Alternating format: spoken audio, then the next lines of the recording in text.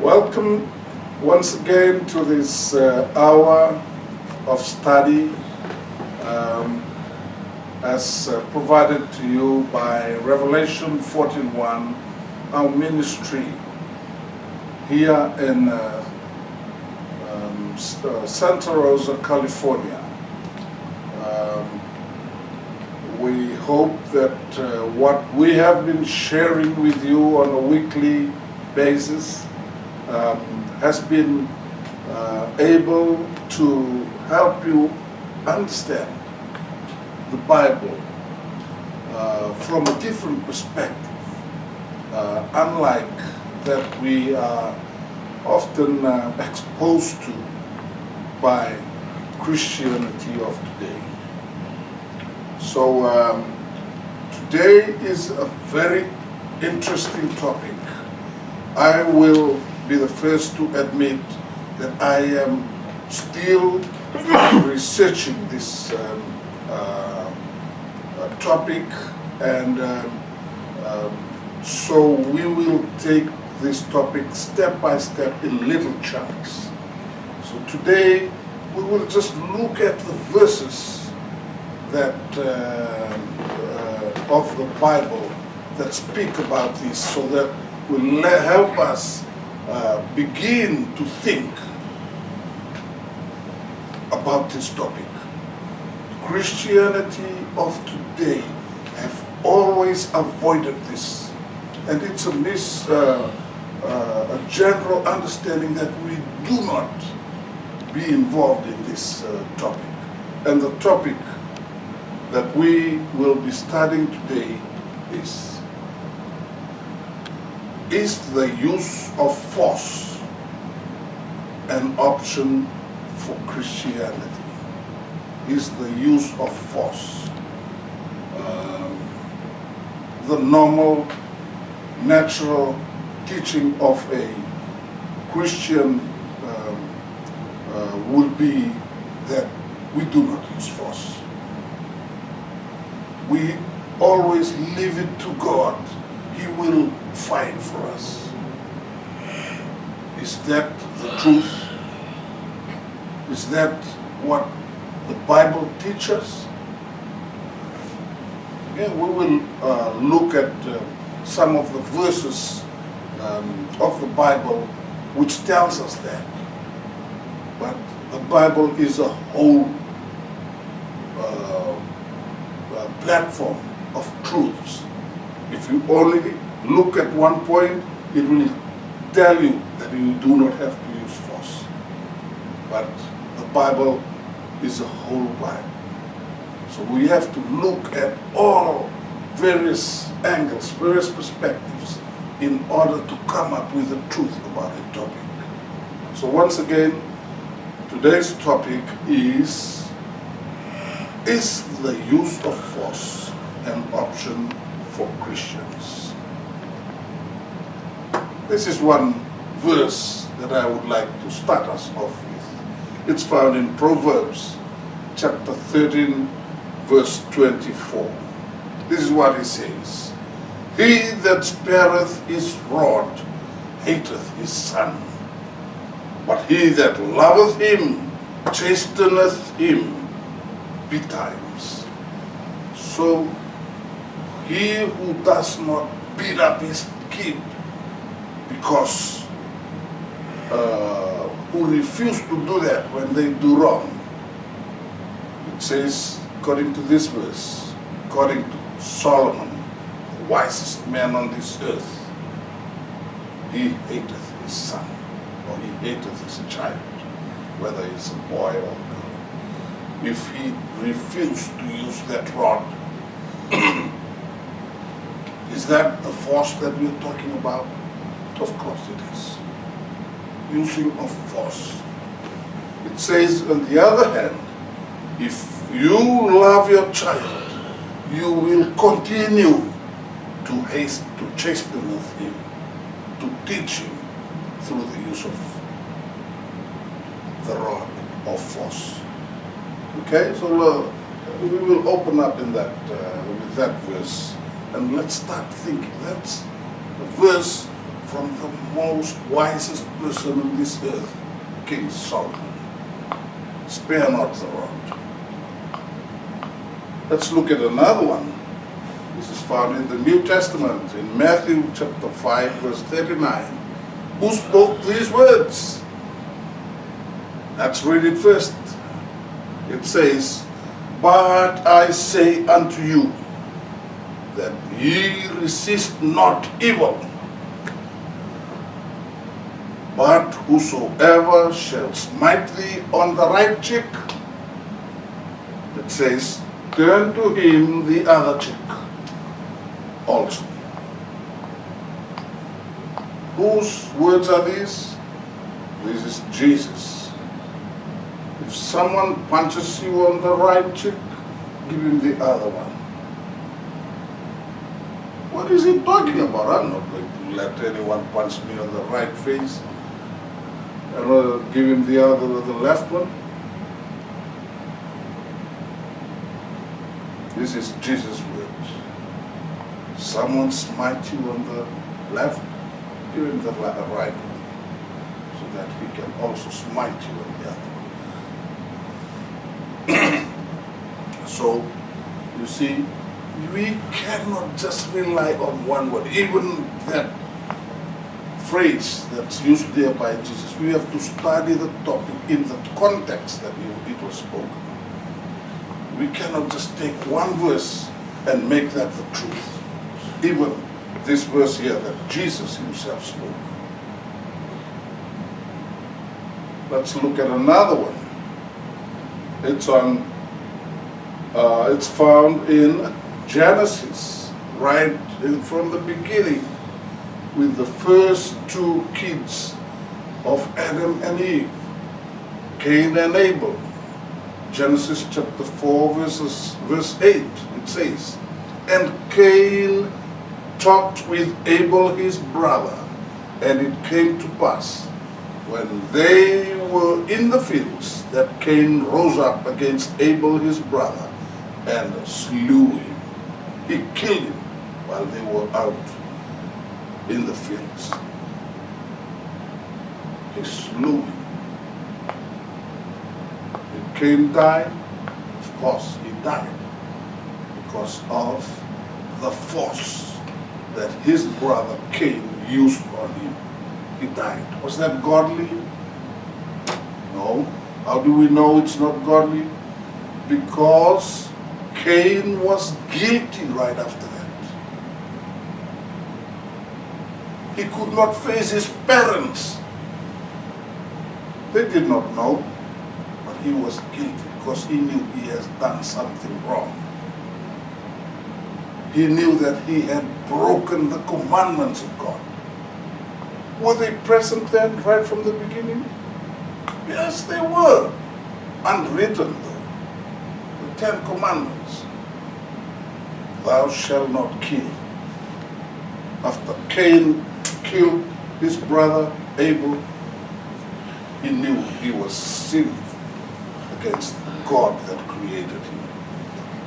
So, use of force by a man, which we know now that this killing, this use of force was illegal in the government of God, because Cain was guilty. And we know the story of Cain. He had to leave home.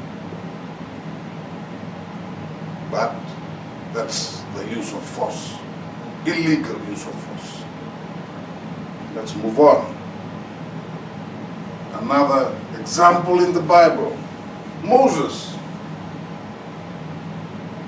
He slew an Egyptian. Let's read what it says in Exodus. This was 2,000 years from Adam and Eve, over 2,000 years. Moses in Egypt. Exodus chapter 2, verse 12. It says, "And he looked this way, and he looked that way, and when he saw that there was no man, he slew the Egyptian and hid him in the sand." What did Moses do? First he looked around. left, right, center, up, above, no one was there. So what he did, he went and killed this Egyptian. So do you think that this killing by a man that God called was a man of his heart? Was his killing okay? If it was okay, Moses wouldn't have been looking from side to side, up and down before he did this.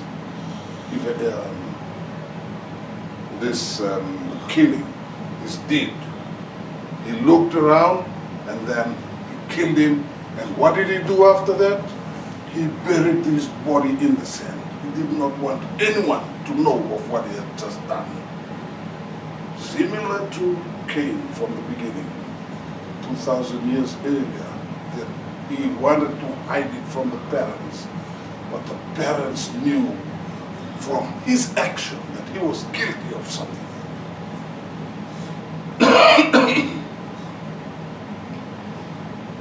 Now let's see another interesting example in Genesis chapter 38, verse 7 and verse 10. This time, someone else did the killing or the slewing.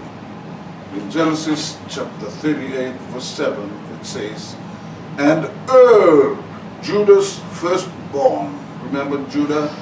Judah was one of the brothers of the sons of Jacob, the 12, one of the 12. Someone is to be called by this name, Jesus Christ, the Lion of Judah. Jesus Christ is a descendant of this man, Judah. And it says in this verse, and Judah's firstborn, his firstborn, was wicked in the sight of the Lord.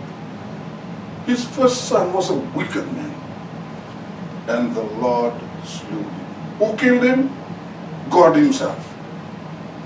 Why? Because he was a wicked man. He was a wicked man. And that is the reason why God killed him or slew him. So you see, something has begun to come out. The reason, first of all, we have to answer, was this killing okay? Who did the killing? It was God himself. So is it okay? That's a question we have to ask. We found out that Moses' killing was not okay. We found out that Cain's killing was not okay. But this is God. Is his killing okay? He's a murderer, according to what we just read. He killed Judah's first son. But the reason, why did he say what his reason was? Because was a wicked man.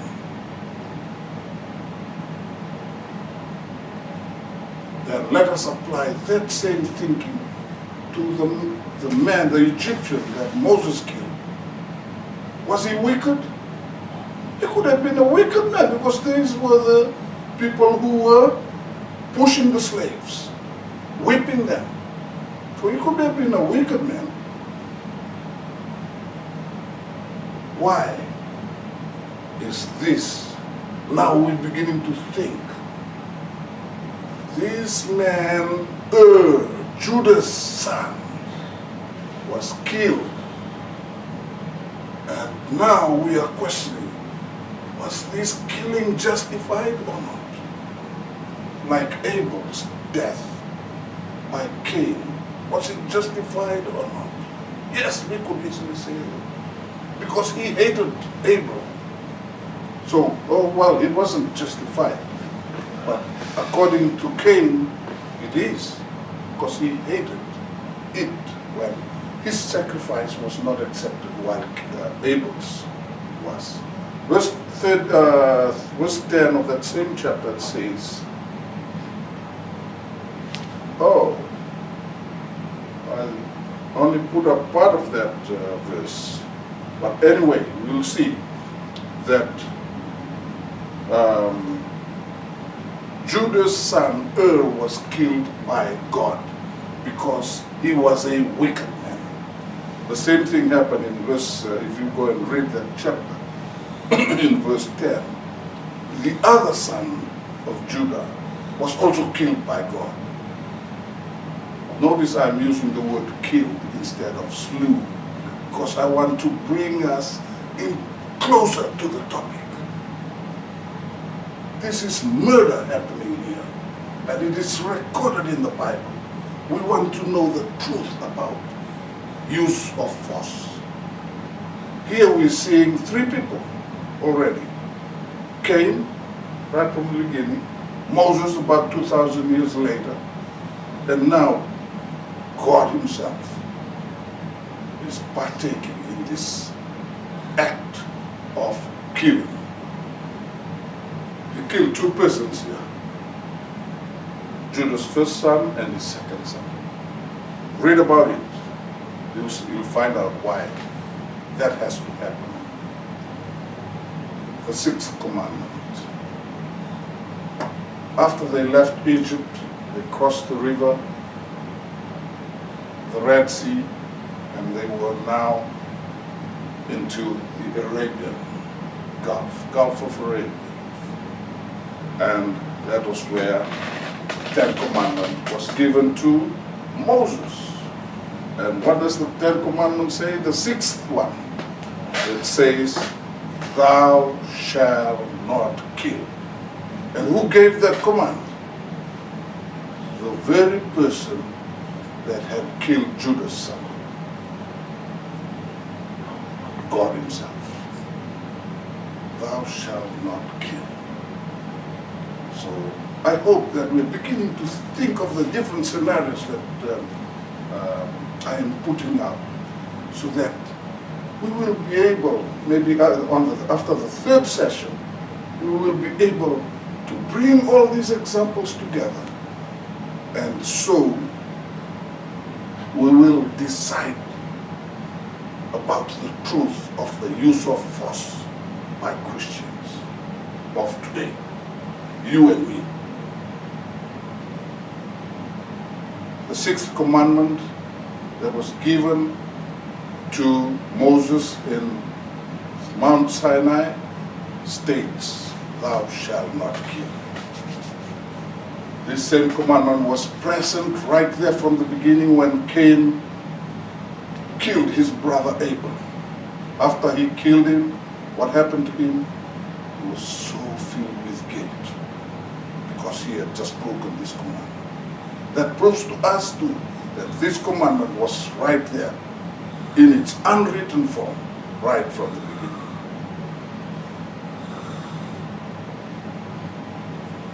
There are other killings that were sanctioned by God.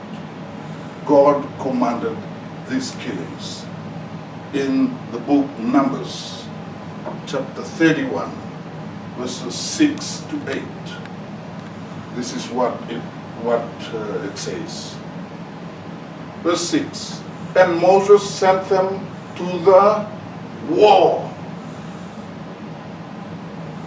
Christians, should we be involved with wars? Here, Moses, the man of God, is sending his people to war. Let's go back to the verse. It says, 1,000 of every tribe, them and Phinehas, the son of Eleazar, the priest, to the war, with the holy instrument and the trumpets to blow in his hand. Together with the military, he sent his priests, who will be there, the arm of God, in that military unit that he is sending out to fight. Force. So you see take your time to think about these incidents. Let's read on verse 7. It says, "And they warred against the Midianites, as the Lord commanded Moses, and they slew all the males." They killed all the men of the Midianites. You see that map. I hope it's clear. You can be able to see it. When they left Egypt, they went across the Sinai Peninsula, and then they crossed the Red Sea here. When they crossed this Red Sea, then they ended up on Mount Sinai on the Arabian Peninsula. But when they crossed here, this was the land of the Midianites. It was here that this verse is talking about.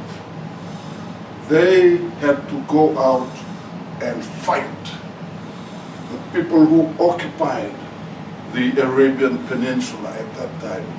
They were called the Midianites.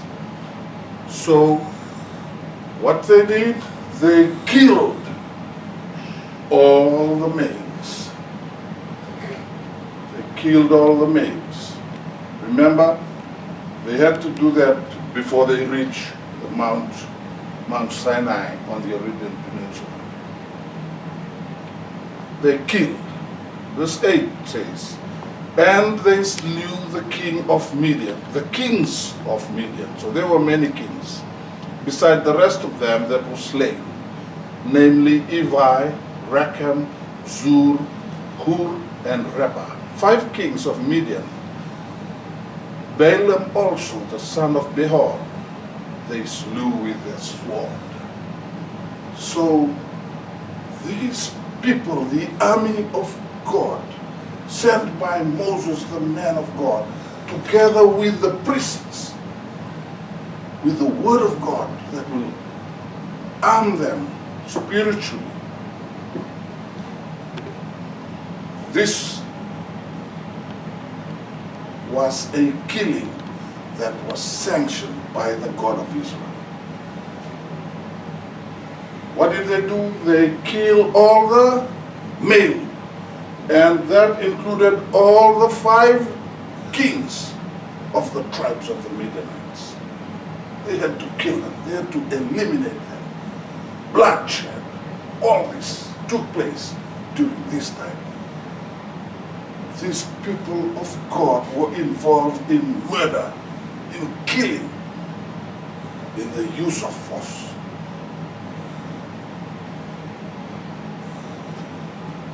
So I hope that we're beginning to open up our mind to challenge ourselves from what we originally think of the use of force. These are the people of God. God traveled with them. They walked during the day. It was the cloud that shaded them from the sun, and they walked, and on that was God leading them out. At night, He was a torch of fire that led them, and that was God Himself leading them on. And this is the same God that killed the sons of Judah. This is the same God who is telling Moses, "Send out your army together with my priests so that they can kill the Midianites." So they went out and killed all the male Midianites. We know the story. They were supposed to kill not only the male, they killed all the women, and kill all the children, and kill all their animals. What a murderous God we were worshiping. Why did that happen? Why did that have to happen if we are saying that we are worshiping a loving God? I want us to start thinking deeply about this topic. Otherwise, we won't be able to understand this God. The same loving God that you proclaim to others, and you don't want to talk about all this violence I'm talking about. Because you don't want to know want them to know of the violence that your God was involved in. But it's there. All these verses are coming out of His book. We preciously hold in our hearts and say that this is the Word of God. All this violence is recorded in there. He did not only tell them to go and kill the male Midianites. He told them to kill the male, kill the female, kill the children, kill all the animals. That's what He told them. Did you know that? But they disobeyed Him. And you see, if you read through that chapter, you find out what the result was. Because they disobeyed God's order to kill. Let's move on. God sanctioned killings. If you read in Judges, chapter 1, verses 3 to 5. This is another story. And Judah, going back to Judah, said to Simeon, his brother, Simeon, come up with me into my lot, that we may fight against the Canaanites. This was after they had divided the land up. So Simeon and his tribe were given land. Judah and his tribe were given land. And they had to protect themselves. They had to fight. They had to train their military from the different tribes. They had to be ready for war at all times. They were surrounded by enemies. Judah went up to Simeon and said, let's go and fight the Canaanites. They've been troubling us all this time. It's been years since they've settled down. And it says, so Simeon went with him. Simeon. So Simeon, the tribe of Simeon, sent their army together with Judah's, the military of Judah, and they went to fight against the Canaanites. Verse 4 says, and Judah went up, and the Lord delivered the Canaanites and the Perizzites into their hand. And they killed them in Bezek. How many? 10,000 men. Verse 5 says, and they found Adoni-Bezek in Bezek, and they fought against him and slew the Canaanites and the Perizzites. Why are we avoiding this topic of force, of violence, when there's a lot of it recorded in this very book that we call the Word of God? That Jesus said, when you read that book testifies of me. So somewhere in these violent stories, you will find Jesus. Amongst the stories of violence, of killing, of murder, you will find Jesus Christ, your Savior. Christ leads physical battle. He himself leads physical battle. Joshua chapter 5. Let's see what this book says. Joshua records in his book. Verse 5, 12 to 14. It says, and the manna ceased on the morrow after they had eaten of the old corn of the land. After they crossed over into Canaan, they crossed the Jordan. God said, I had been providing manna for you all these 40 years. When you go into the promised land, this manna will end. When you go in there, the manna will have to come to a stop. It says, verse 13, and it came to pass when Joshua was by Jericho that he lifted up his eyes and looked, and behold, there stood a man over against him with his sword drawn in his hands. And Joshua went unto him and said unto him, Art thou for us or our adversary? So on that day, they were going into the promised land. They slept and were getting ready to take over the land. Why? Because the manna they have been eating all this time has to come to a stop. Now they have to eat of the plants, of the farms that they did not plant. They were going to live in houses that they did not build. That was what God promised. So the manna had to stop. Their leader Joshua was sitting in his tent thinking, what shall we do? Must be praying, God, tell us what we are going to do. And he saw this man standing out there. What was this man doing?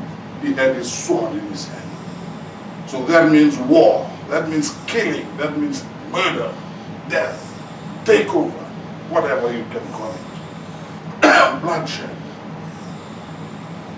Verse 14 says, and he said, he went over to him and said, Are you for us or for the enemy? He knew this man was ready for battle. But is he coming here to battle us? Or he is here for us to battle with us for the enemy? And they says, that person told him, Nay, no, I'm not here for your adversary, but as captain of the host of the Lord am I now come. And Joshua fell on his face to the earth and did worship, and said unto him, What saith my Lord unto his servant? Why did he say that it was Jesus? Because Joshua knew who that was. If it was an angel, what would the angel said? Don't worship me, worship God. This man did not stop him. He allowed Joshua to worship him. That is the reason. There are other explanations that we will not go into today. But it was Jesus Christ who was there to lead the battle with them. Christ leads out in physical battle. When we go out to war, we expect him to lead us. We expect him to protect us. We expect him to fight for us. But he expects you to be doing the battling, to be doing the killing, to be doing the slewing of the enemy.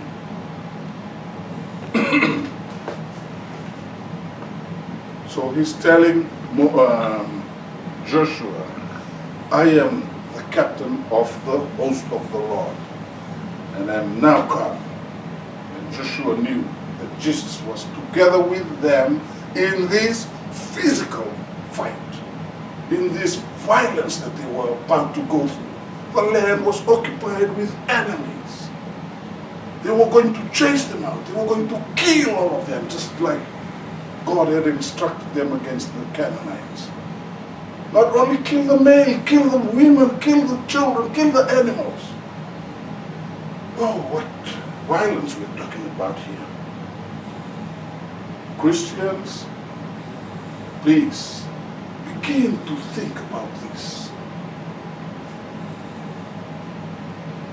I think we've talked a lot about this topic as a beginner. I told you we will do it in small chunks so that we will be able to understand this topic more as Christians. This topic that we always avoid. We always proclaim that Jesus is a God of peace. How come he's leading out in a battle here with Joshua? How come he instructed the Israelites to kill not only men, to kill the women, kill the children. Maybe something is wrong, either with our way of thinking or with the God that we are worshiping. Something is wrong somewhere. This is the verse that we will end with. Luke chapter 22, verses 35 to 37. I will confess before we read this verse that I myself am still searching out, trying to dig deeper into this verse. So let's not make any conclusion as yet. Prayerfully think about it during the week so that God will enlighten us on what the truth is about this verse. Let's read. Verse 35 says, "And he said unto them, When I sent you without purse and scrip and shoes, lacked ye anything?" He's asking the disciples. Remember, I just sent you out to take the word. I told you not to take any food, not to take any change of clothes. That's what I told you to do. And he is asking them, did you lack anything? I sent you out with nothing. Did you lack anything? He's just coming back. God, Jesus had trained them for 3 years. And in his final, just before he was about to die, he sent them out in pairs. Go, don't take anything, not even money or even a change of clothes. Go. But now, after they returned, after they did miracles, he's now asking them, did you lack anything? Remember, I told you not to take anything before you leave? And they said, no, we didn't. We did not lack anything. We ate the whole time we were out. Without money. We lived in houses during that time, that period. Because people took us in. We did not have anything to do. Listen to the 36th verse. And this is what Jesus said. Then said he unto them, Jesus unto the disciples, but now, so he started with the word but. That means something completely different from what has just happened. But now, he that hath a purse, if you have money, let him take it. The last time I told you not to take anything. Now, if you have anything, take it with you, if you have money. And likewise his scrip. And he that hath no sword. What? If you do not have a sword, you know what? Most Christians would say, you know that sword? That's the word of God. Is it really the truth? They will say, God, Christ did not tell them to go take a sword or arm themselves. That's what a Christian of today will say. But let's take it from the word. It says, he that has a purse, he who hath money. Remember, people say, don't rely on money. God will provide us with everything. Christ himself is saying here, if you have money,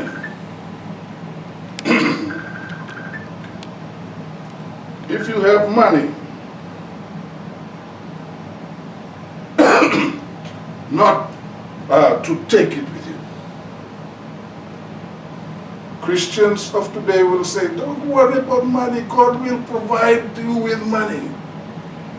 Christ is saying, if you have money, take it with you. The last time when I sent you, don't take anything. No money, no change of clothes, no nothing. This time, When you go out, take money.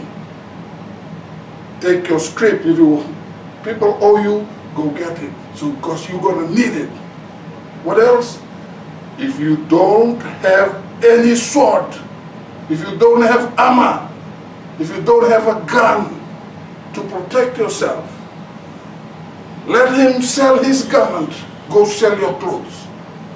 Arm yourself. Sell your garments and buy one.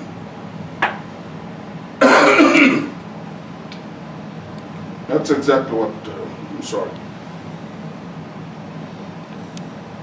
But now he that hath a purse, let him take it. And likewise his scrip. And he that hath no sword, sell your garments and buy one. Sword. Buy armor to arm yourself. Verse 37 says, For I say unto you, why am I saying this to you, disciples? Why am I saying this to you? Because it will be different this time around.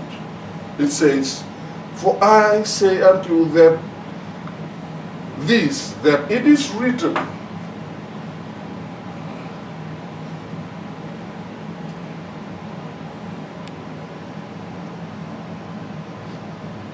it is written, that is written must yet be accomplished in me.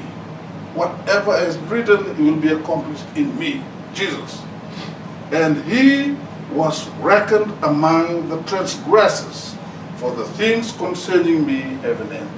Everything that was written about Jesus ends with him on the cross. All our transgression will end with Jesus Christ on the cross. Now you have to stand up.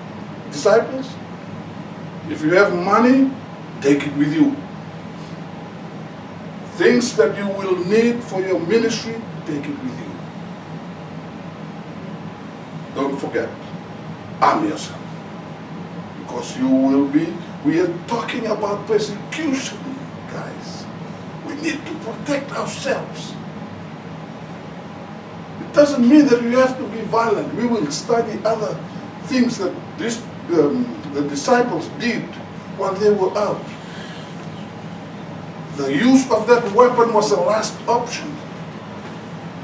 They had to run away, hide, do things.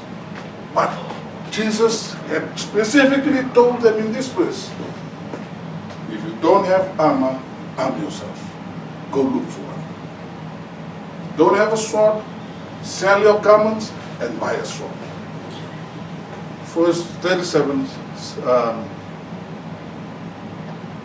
let's say, because what you've already achieved, you went out, took nothing out with you, you've achieved a lot, you've done miracles.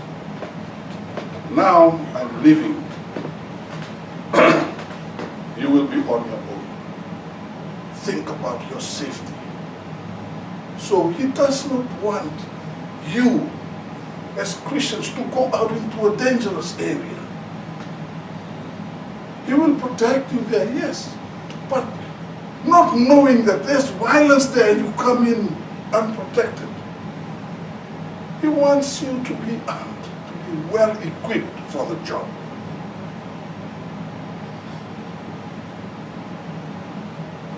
This is where we will end today. I hope that I've begun to open up our mind. We may have 2 more sessions on this topic, so we'll take it in smaller pieces so that we will be able to digest it and be able to be more knowledgeable about the topic of the use of force as a Christian in these last days that we live in. Sunday law is about to be it's right there on the horizon. And you, if you choose to worship God, to keep the 7th day holy, you will be talented. Arm yourself. Arm yourself. Let us pray.